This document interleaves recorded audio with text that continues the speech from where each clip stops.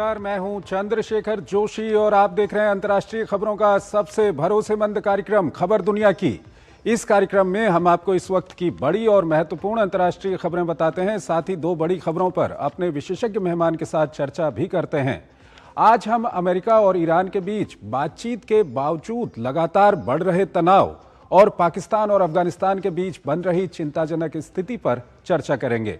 कार्यक्रम में हम आपको ये भी बताएंगे कि किस देश में एक बड़े माफिया को पुलिस की ओर से मार गिराने के बाद देश भर में भड़क उठे दंगे। होंगी और भी महत्वपूर्ण अंतर्राष्ट्रीय खबरें, लेकिन सबसे पहले इस वक्त की अंतर्राष्ट्रीय हेडलाइंस। परमाणु मुद्दे पर ईरान के साथ तनाव बरकरार। अमेरिका के साथ ओमान की मध्यस्थता में जिनेवा में होगी तीसरे दौर की अप्रत्यक्ष वार्ता। तेहरान में भारतीय नागरिकों के लिए दूतावास ने जारी की एडवाइजरी।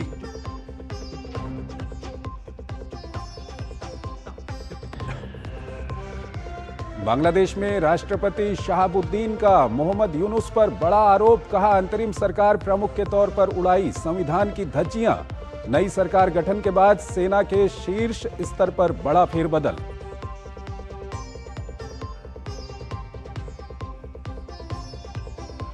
नीदरलैंड में रॉब जेटेन के नेतृत्व वाली नई गठबंधन सरकार ने ली शपथ, बने सबसे युवा प्रधानमंत्री।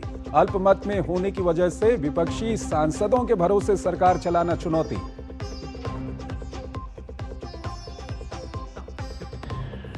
मेक्सिको के most wanted drug cartel leader El Mencho की मौत के बाद इलाके में हिंसा।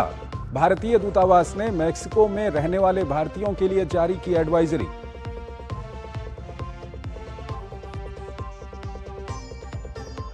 अमेरिका में बर्फीले तूफान का कहर, वॉशिंगटन से बोस्टन तक जनजीवन अस्त व्यस्त। न्यूयॉर्क में लगा आपातकाल, 5 करोड़ से ज्यादा लोग प्रभावित। 2 दिनों में 8,000 से अधिक हवाई उड़ानें रद्द।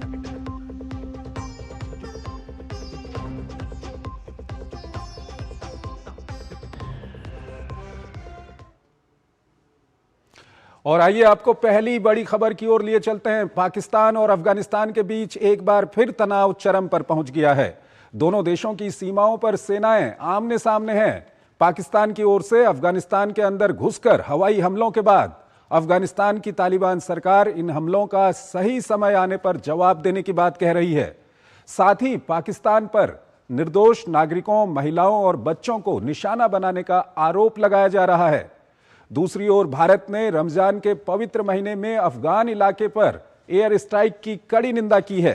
भारत ने अफगानिस्तान की संप्रभुता, क्षेत्रीय अखंडता और आजादी के लिए अपना समर्थन फिर दोहराया है। आइए आपको ताजा घटनाक्रम से जुड़ी एक रिपोर्ट दिखाते हैं और फिर इस पर अपने विशेषज्ञ मेहमान से चर्चा करेंगे। मलबों के बीच अपनों को तलाशते लोग जिसे मालूम नहीं कि उनका गुनाह क्या था। शनिवार की गहराती रात को पाकिस्तानी सेना ने आतंक पर कार्रवाई के नाम पर न सिर्फ बेगुनाहों को मौत के घाट उतार दिया, बल्कि मदरसा समेत कई इमारतों को जमीन दोज भी कर दिया। अफगानिस्तान की सीमा से लगे नंगरहार, पकितका और खोस्त के कई इमारतों पर हवाई हमले को अंजाम दिया गया। अधिकारियों के मुताबिक हमले की जद में नंगरहार स्थित एक घर भी आ गया, जहां 23 लोग मलबे में दब गए। सिर्फ इसी घर में कम से कम 19 लोगों के मरने की आशंका जताई गई है। तालिबान प्रशासन ने पाकिस्तानी सेना की कार्रवाई को सीमा उल्लंघन करार दिया। अफगानिस्तान ने हवाई हमले के विरोध में पाकिस्तानी राजदूत को तलब कर चेतावनी देते हुए कहा कि किसी भी परिणाम की जिम्मेदारी पाकिस्तान पर ही होगी। वहीं भारत ने भी पाकिस्तानी सेना की कार्रवाई को गैर जिम्मेदाराना हरकत करार दिया। विदेश मंत्रालय की ओर से जारी बयान में कहा गया है कि रमजान के पवित्र महीने में अफगान इलाके पर एयर स्ट्राइक की भारत कड़ी निंदा करता है। विदेश मंत्रालय ने कहा कि भारत अफगानिस्तान की संप्रभुता, क्षेत्रीय अखंडता और आजादी के लिए अपना समर्थन दोहराता है। बहरहाल इस्लामाबाद ने दावा करते हुए कहा कि उसने खुफिया जानकारी के आधार पर अफगानिस्तान सीमा क्षेत्र में 7 आतंकवादी ठिकानों और शिविरों को निशाना बनाया, जो पाकिस्तान के भीतर हालिया आत्मघाती हमलों के लिए जिम्मेदार थे। दावा के मुताबिक इन हमलों में प्रतिबंधित तहरीके तालिबान पाकिस्तान और उससे जुड़े गुटों के ठिकानों को निशाना बनाया गया। पाकिस्तान के गृह राज्य मंत्री तलाल चौधरी ने हमले में 70 से अधिक आतंकियों को मार गिराने का दावा किया। पाकिस्तान का आरोप है कि उसके पास इस बात का पुख्ता सबूत है कि आतंकवादी हमले ख्वारिज ने अफगानिस्तान में बैठे आकाओं के निर्देश पर किए गए। दावे के मुताबिक पाकिस्तान में हुए हमले की जिम्मेदारी पाकिस्तानी तालिबान जो फितना अल फारिज से जुड़े हैं उनके सहयोगी संगठनों और इस्लामिक स्टेट ऑफ खुरासान प्रांत ने ली है। हालांकि तालिबान प्रशासन पाकिस्तान के इन आरोपों से इनकार करता रहा है।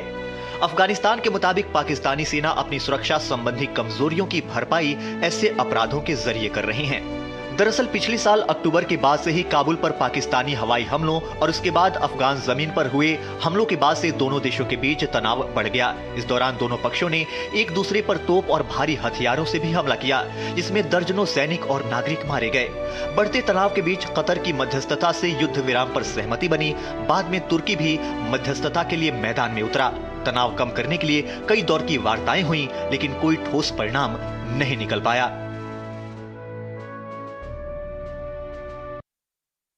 ज्यादा बात करने के लिए हमारे साथ जुड़ रहे हैं मेजर जनरल रिटायर्ड ध्रुव सी कटोच, विदेशी और सामरिक मामलों के जानकार हैं। कटोच साहब, बहुत बहुत स्वागत है आपका हमारे इस कार्यक्रम में।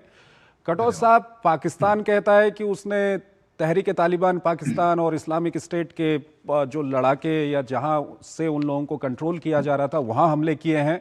अफगानिस्तान कहता है कि पाकिस्तान ने आम नागरिकों पर, महिलाओं पर, बच्चों पर वहां पर बम बरसाए हैं। दृश्य भी वहां से आ रहे हैं। क्या कुछ कहेंगे आप? धन्यवाद जी।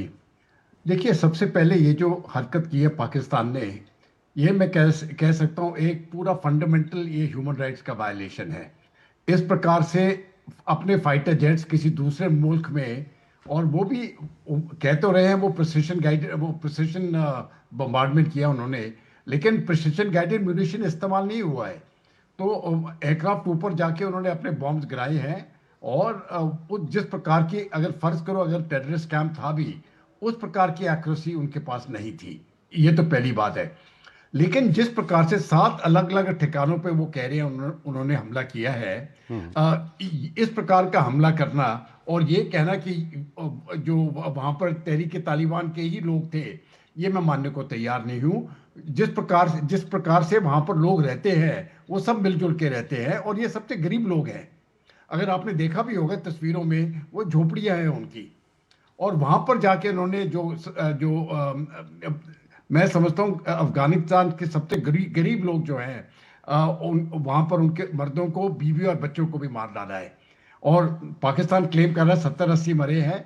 हो सकता है कैजुअलिटी ज़्यादा हो। अफगानिस्तान की तरफ से क्लेम्स कम है, वो कहते ज़्यादा करके लोग जख्मी हुए हैं। इसमें जितने मरे या नहीं मरे उसकी बात नहीं होती है। ये कार्रवाई मैं समझता हूँ बिल्कुल गलत है। और यहाँ पर जो पाकिस्तान और अफगानिस्तान के बीच में तनाव होगा, अब जाके और बढ़ जाएगा। और पिछली बार जैसे आपने थोड़ी देर पहले बताया कि तुर्की और बाकी देश बीच में सुलह करने के लिए आ गए। अभी मैं समझता हूँ उस प्रकार का इनके बीच में सुलह करना भी बहुत मुश्किल हो जाएगा, जिस प्रकार से पाकिस्तान हरकत कर रहा है। और पाकिस्तान ये हरकत कर रहा है क्योंकि वो खुद ही, जो उनके बीच में टेररिस्ट ग्रुप हैं, खास करके तहरीक तालिबान पाकिस्तान जो खैबर पख्तूनख्वा में मौजूद है, उसको वो कंट्रोल नहीं कर पा रहा है। तो बेसिकली गलती पाकिस्तान की है। उन्होंने ही पिछले 20-30 सालों से इन उग्रवादियों को पाला है। अब जाके उनको प्रॉब्लम हो रहा है, प्रॉब्लम उनसे हल नहीं हो रहा है, अब अफगानिस्तान को गालियां दे रहे हैं। कटोच साहब, यहाँ पर अब सवाल ये आता है कि अफगानिस्तान की ओर से, जो वहाँ की तालिबान सरकार है, उसकी ओर से कहा जा रहा है कि वो सही समय आने पर इसका बदला लेगा। ऐसे में एक युद्ध विराम जो चल रहा था पाकिस्तान और अफगानिस्तान के बीच में, चाहे वो एक अघोषित युद्ध विराम था, तो कहीं ना कहीं चिंताएं नहीं बढ़ गई हैं दोनों देशों की सीमा पर? अब देखिए, युद्ध विराम तो एक बार उन्होंने एयर अटैक कर दिया, वो तो समाप्ति हो गया है। आप ये नहीं कह सकते कि हम अपने फाइटर एयरक्राफ्ट किसी दूसरे मुल्क में भेजेंगे और अटैक करेंगे और फिर युद्ध विराम चलता रहेगा। वो नहीं होने वाला है। अभी देखिए, जहाँ तक पाकिस्तान की बात है, जो पूरा ये जो खैबर पख्तूनख्वा के ये जो इलाका है, ये खैबर पख्तूनख्वा के ऑपोजिट, पेशावर के ऑपोजिट बनता है ये जी। ये जो 2 प्रोविंस है, नंगरहार और पाक्तिका प्रोविंस जो है, ये बिल्कुल ऑपोजिट है। अभी इन प्रोविंस, अगर आप सिर्फ जमीन को देखें तो पूरा इलाका जो है, वहां पर छोटे छोटे पोस्ट पाकिस्तान ने रखे हैं। मैं आपको यकीन दिलाता हूं, ये पोस्ट 24 घंटे सुरक्षित नहीं रह सकते, जिस प्रकार से उनकी डिप्लॉयमेंट है। और अफगानिस्तान, उनके जो फाइटर्स हैं, वो कभी ना कभी अगले कुछ दिनों में ही किसी भी एक पोस्ट को अटैक करेंगे और उसको बर्बाद कर देंगे। ये कार्रवाई चलती रहेगी और पाकिस्तान में एक तो बलूचिस्तान में और दूसरा खैबर पख्तूनख्वा में इस प्रकार की शक्ति नहीं है कि वो पूरे के पूरे इलाके को कवर कर ले और अपनी तरफ से सुरक्षित रहे। छोटे छोटे टोलियों पर उनका हमला होता रहेगा और पाकिस्तान की सेना उसको रोक नहीं सकेगी, वो कैजुअलिटी खाती रहेगी। कुछ ही दिनों में उनके 15-20 लोग मरे थे, कुछ पहले 10-15 लोग मरे थे।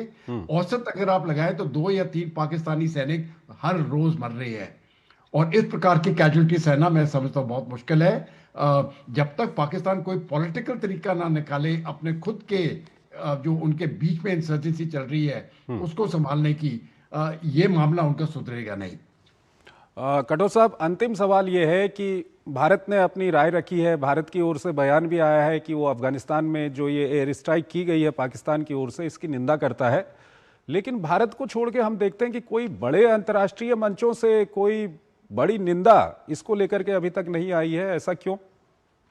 ये देखिए, जहां तक इस बात इस विषय की बात है, आप देखिए पाकिस्तान का जो रिश्ते हैं अमेरिका के साथ, इस समय पर अमेरिका की जरूरतें हैं पाकिस्तान की, क्योंकि हो सकता है आज कल परसों या आगे वाले दिनों में कोई प्रॉब्लम हो जाए, ईरान के साथ कोई हमला हो जाए। ये हम कह नहीं सकते कुछ होगा या नहीं होगा, लेकिन फर्ज करो अगर हो जाता है और अगर ये अगर लंबा चले तो अमेरिका को पाकिस्तान की एयर स्पेस और हो सकता है बेसिस की जरूरत पड़े।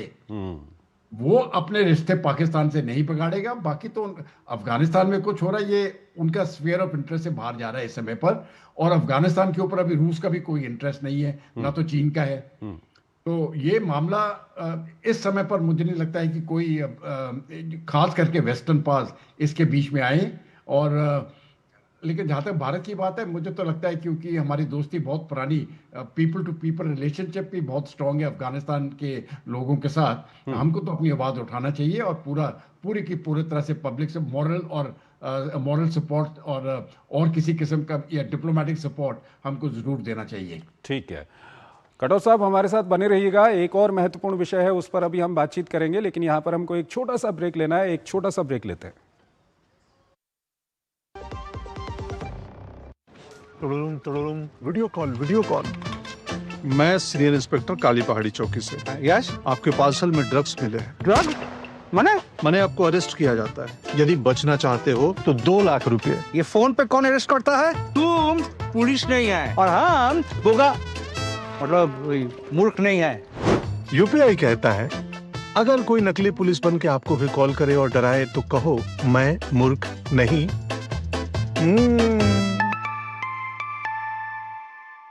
जाइए, आप भी किसी का टेस्ट लीजिए।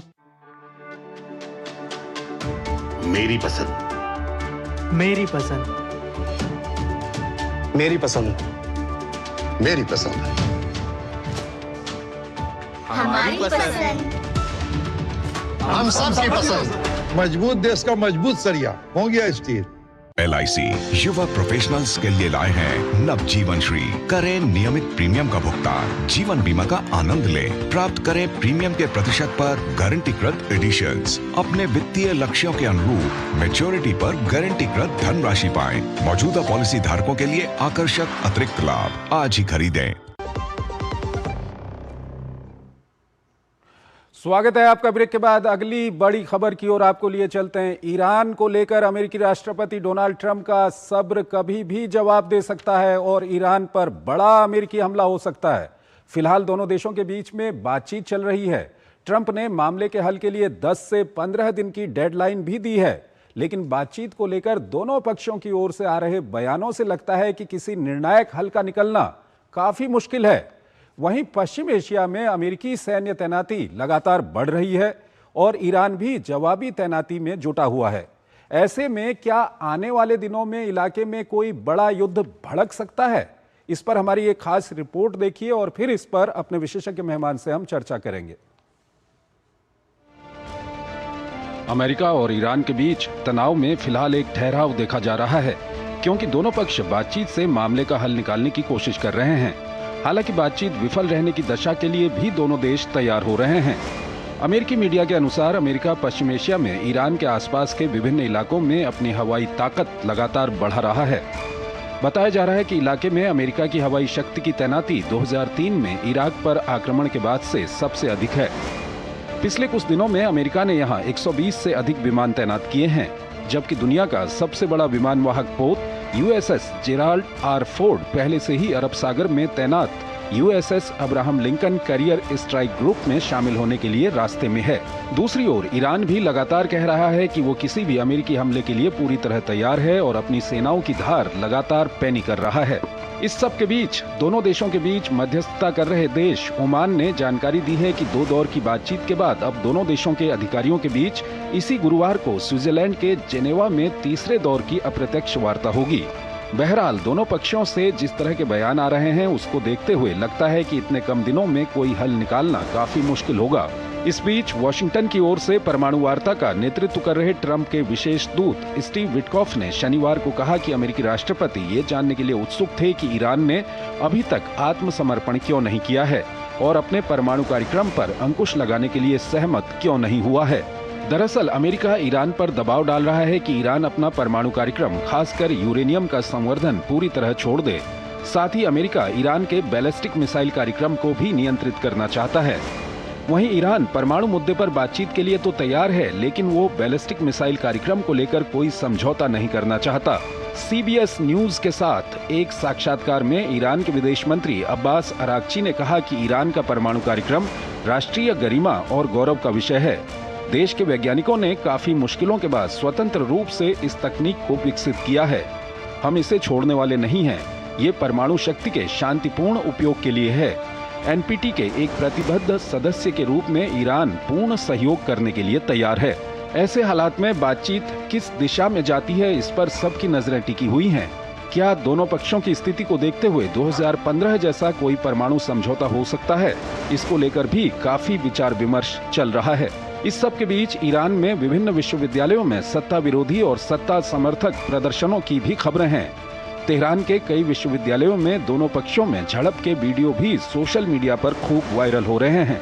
वहीं EU द्वारा IRGC को आतंकी संस्था घोषित करने के जवाब में ईरान ने भी EU की सेनाओं को आतंकी संगठन घोषित कर दिया है।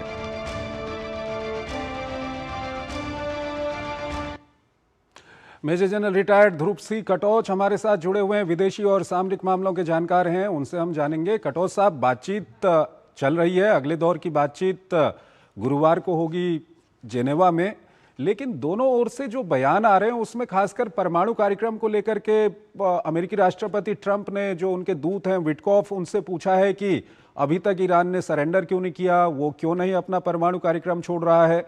दूसरी तरफ अरागची क्या कह रहे हैं, ये हमने अभी अपने दर्शकों को दिखाया है। वो कहते हैं कि हम इसको पूरी तरह से नहीं छोड़ सकते। क्या लगता है आपको, जो 10 से 15 दिन की डेडलाइन है ट्रंप की, उसके अंदर में कोई समझौता होगा?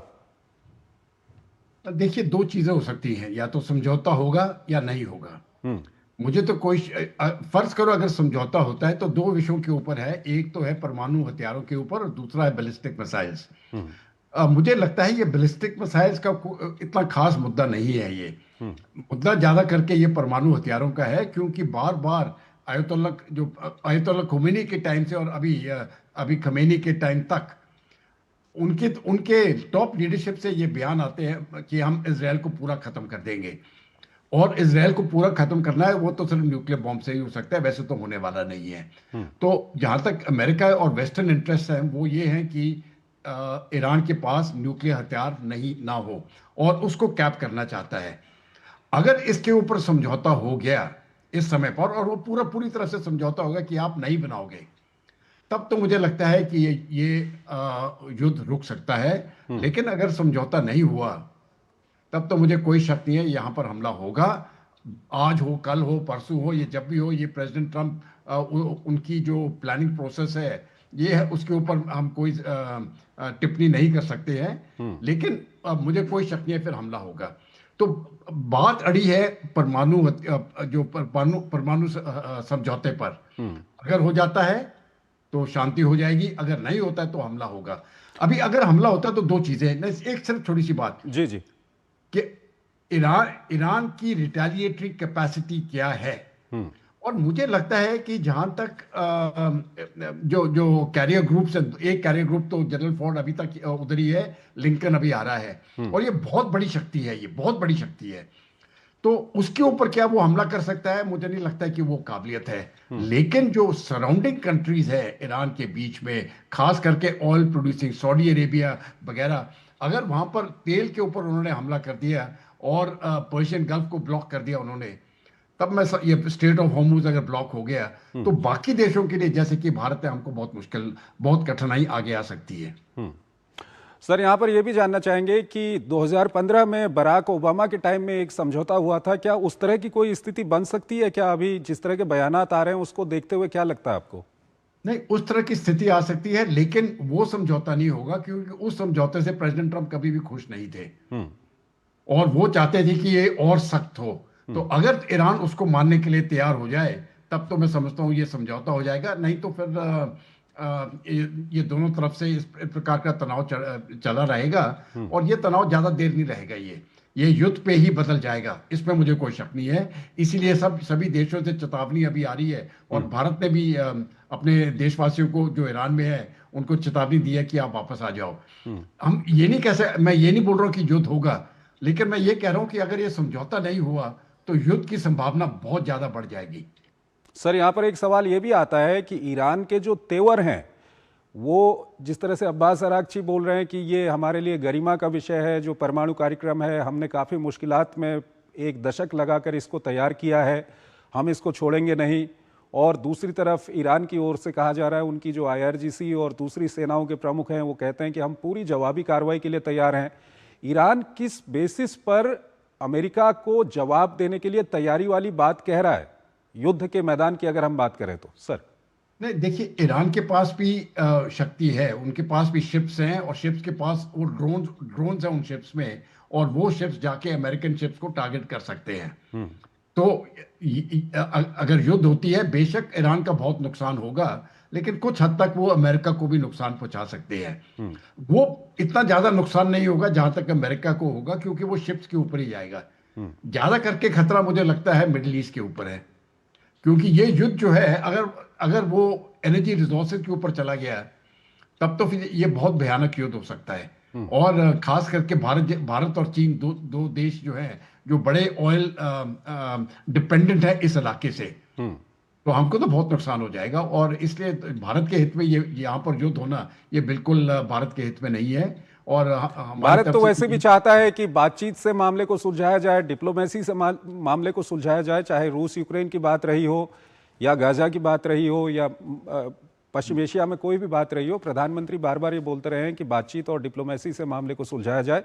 कटोच साहब, बहुत बहुत शुक्रिया आपका, आप हमारे इस कार्यक्रम में जुड़े और दोनों ही महत्वपूर्ण विषयों पर आपने अपना महत्वपूर्ण विश्लेषण हमारे दर्शकों के सामने रखा। इसी के साथ अंतर्राष्ट्रीय खबरों के हमारे इस खास कार्यक्रम को हम यहीं पर समाप्त करते हैं, लेकिन जाते जाते आपको छोड़ जाते हैं आज की कुछ और बड़ी और महत्वपूर्ण अंतर्राष्ट्रीय खबरों के साथ। आप इन खबरों को देखिए और हमारी पूरी टीम को इजाजत दीजिए। नमस्कार। मैक्सिकन सिक्योरिटी फोर्स ने सबसे ताकतवर और खूंखार ड्रग माफिया एल मेंचो के नाम से जाने जाने वाले नेमेसिया ओसिग्वेरा सर्वेंट्स को मार गिराया है। मैक्सिको का यह ऑपरेशन ड्रग तस्करी पर रोक लगाने के लिए वाशिंगटन के लगातार दबाव के बीच हुआ है। हालांकि इस कार्रवाई के बाद कई राज्यों में हिंसक विरोध प्रदर्शन शुरू हो गए हैं। इस घटना के बाद मैक्सिको में भारतीय दूतावास ने वहां रह रहे भारतीय लोगों के लिए अलर्ट जारी किया है। दूतावास की ओर से किसी भी आपात स्थिति में 911 पर कॉल करने को कहा गया है। इसके साथ ही तनावग्रस्त इलाके में नहीं जाने की सलाह भी दी गई है। अमेरिकी राष्ट्रपति डोनाल्ड ट्रंप की सुरक्षा में सेंध लगने की खबर के बाद अमेरिकी खुफिया एजेंसी हरकत में आ गई है। FBI की टीम सक्रियता दिखाते हुए मामले की छानबीन में जुट गई है। दरअसल रविवार देर रात एक युवक ट्रंप के मार-ए-लागो रिजॉर्ट में घुसने की कोशिश कर रहा था। संदिग्ध युवक अपने साथ एक शॉटगन और एक फ्यूल कैन लेकर आया था। हालांकि सुरक्षा कर्मियों ने उसे मौके पर ही ढेर कर दिया। उत्तर कोरिया की सत्तारूढ़ वर्कर्स पार्टी ने किम जोंग उन को एक बार फिर महासचिव के पद पर निर्वाचित किया है। विश्लेषकों का मानना है कि किम पारंपरिक सैन्य बलों को मजबूत करने और उन्हें परमाणु क्षमताओं के साथ एकीकृत करने के नए लक्ष्य घोषित कर सकते हैं। नेपाल के धांधिंग जिले में एक बस हाईवे से त्रिशूल नदी में गिर गई। इस दुर्घटना में 18 लोगों की मौत हो गई, जबकि 25 लोग घायल हो गए। मृतकों में एक पुरुष और एक महिला विदेशी नागरिक शामिल है। दरअसल बस उस वक्त हादसे की चपेट में आई जब वो पश्चिमी पोखरा से राजधानी काठमांडू की ओर जा रही थी। अमेरिका के उत्तर पूर्वी हिस्से में बर्फीले तूफान के कारण जनजीवन अस्त व्यस्त हो गया है। वाशिंगटन से लेकर बोस्टन तक भारी बर्फबारी और तेज हवाओं के कारण लोग अपने ही घर में कैद होने पर मजबूर हो गए हैं। सुरक्षा को देखते हुए कई शहरों में स्कूल बंद कर दिए गए हैं, साथ ही हजारों उड़ानें भी रद्द करनी पड़ी हैं। बांग्लादेश में नई सरकार बनने के बाद सेना के शीर्ष स्तर पर बड़ा फेरबदल किया गया है। कई वरिष्ठ अधिकारियों के तबादले और प्रमोशन हुए हैं। भारत में बांग्लादेश उच्चायोग के रक्षा सलाहकार ब्रिगेडियर जनरल मोहम्मद हफीजुर रहमान को मेजर जनरल के उच्च पद और दर्जे के साथ एक पैदल सेना डिवीजन के जीओसी के रूप में कार्यभार संभालने के लिए वापस बुलाया गया है।